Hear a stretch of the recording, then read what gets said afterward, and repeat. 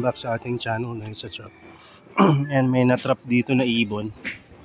Kailangan natin palabasin to kasi baka makasira ng mga laman. Hindi ko na naman siya huhulihin. Nagulat siya yata sa akin nung hinagis ko yung gunting. O sige na, labas na. Ang ganda. Ang ganda ng ano niya. Ang itsura niya.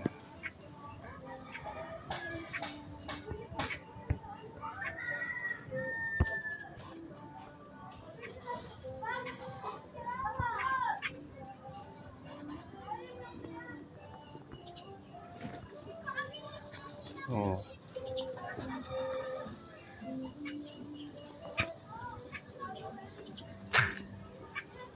Huwag siya dadapo dito sa Elampora. Napitan ko. Kasi baka dumapo sa Elampora, yari.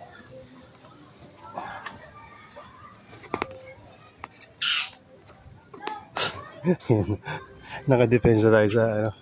Nakabaksaw tayo sa Elampora. Ang ganda niya. Oh. Kinakabahan na rin siya. Hindi naman kita awayin. Nauuhaw siguro. Kawawa. Ang init kasi.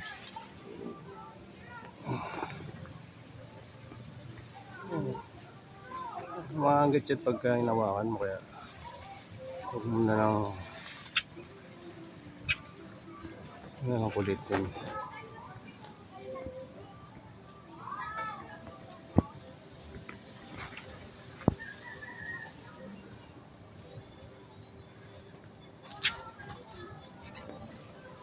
Wala naman siya kasi niliparan dyan. Dapat dun ka sa kabilang side.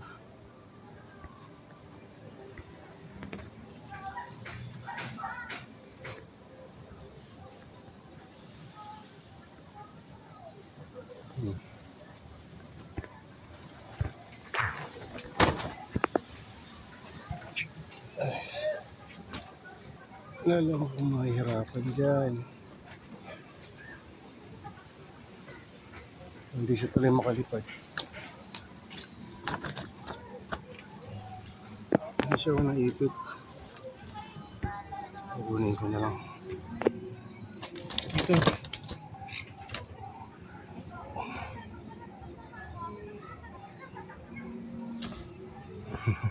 Yan na, nakalipad na.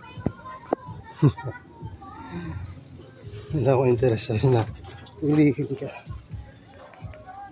Dahil may mga alaga rin ako dito. Pag inuli nyo yung mga ganyang klase ng ibon, hindi nyo rin mabubuhay. Tsaka maasikaso kung bubuhay nyo talaga.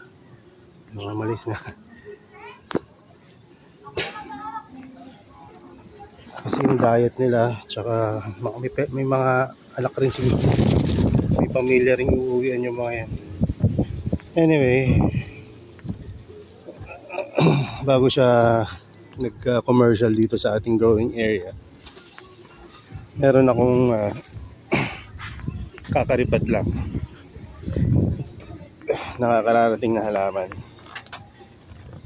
Ito yung pamalit doon sa nawala natin na Honeycusp butterfly. So speaking ng ibon kanina na nagkaroon tayo ng commercial, ibon din siguro or ibang critters yung kumidnap or ginawang breakfast yung ating dating Honeycusp butterfly. So kaya nag-acquire ulit tayo ng isa pa. Actually hindi pa ito bayad ngayon sa mini video ko. Sabi ko, i-reserve mo na lang sa akin, next week ko na papayaran o kukunin. Dahil kakilala at tropa, pinadala agad. Natanong pa kamo kung ano pa yung gusto kong isabay. So pagka ano ka talaga, marunong ka magbayad, tsaka makisama rin, hindi naman magpagkakatiwalaan ka rin ng iba. Ayan. So ito yung rates niya.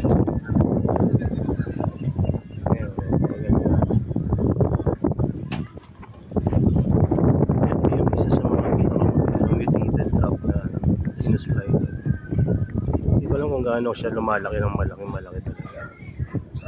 Pero sa trades panalo talaga.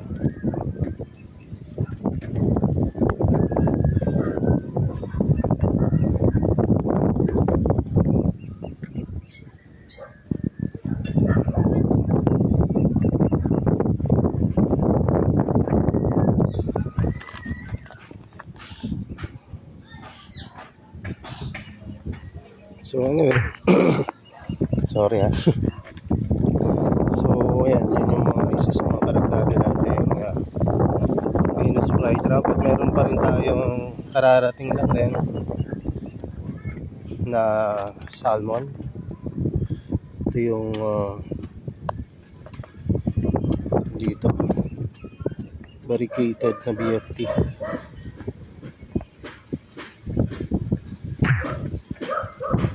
Ayan, so meeting ko, pero pinulsan ko na kasi tibay naman siguro siguro eh. So ayan, bukod pala dyan, may mga dumating rin ako ng mga bago, mga ibang red cultivar. Actually may parating pa na iba. So may mga parating pa tayo na ayan, na mga classic, no, na mga ano, meron na tayo ng dati, kaya lang dahil nga masyadong mabili, na sold out, hindi nakapagpigil na ibenta. So ano na lang, i-announce ko na lang once dumating, kasi hindi ko rin sigurado kung yung iba buhay na darating. So magandahan lang, kahit na rhizome na lang dumating doon, hopefully mabuhay natin. So salamat sa pagsama sa akin ngayon, isang patalastas lang yan. Hindi ko na siguro patatagalin tong video na to. So ayan, pagka mainit, no, gawin nyo, magdilig kayo umaga tsaka tanghali, no. Huwag kayo magdidilig ng gabi, umaga tsaka tanghali. Delikado yung mga iba na kinakaligtaan yung pagdidilig, kasi napakahangin ngayon. Bukod doon, sobrang dry at init ng panahon. Magdilig ako kaninang umaga at ngayon parang natutuyo na naman, oh. Tignan nyo dito, padidilig ko lang dito, nasa loob pa to, ha. Nagtutuyo yung mga heads ng sphagnum. So ayan, good pala doon, no, bago tayo magkahiwa-hiwalay dito sa video na to, tanong ko sa inyo kung gusto nyo pa bang gusto nyo siguro, no, ng mga inisip ko kasi ituloy yung buy one take one hanggang 20 ng January. Meron pa namang mga extra dito na mga plants. So yun, bago tayo magpahinga ng mga halaman or tapos yung buy one take one, tapos itutuloy ko rin yung secret previous natin. So ang secret previous natin ngayon dito sa video na to, dun sa mga makakapanood, free na leaf pullings ng mga droseras dito.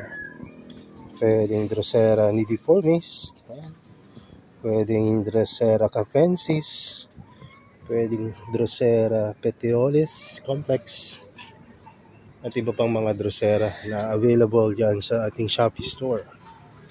No, actually, kung may mga plants ako, pwede ko sa inyong ibigay as a plant na yung mga hinahirapan sa leaf pullings. Pero syempre dito sa capensis and nidiformis and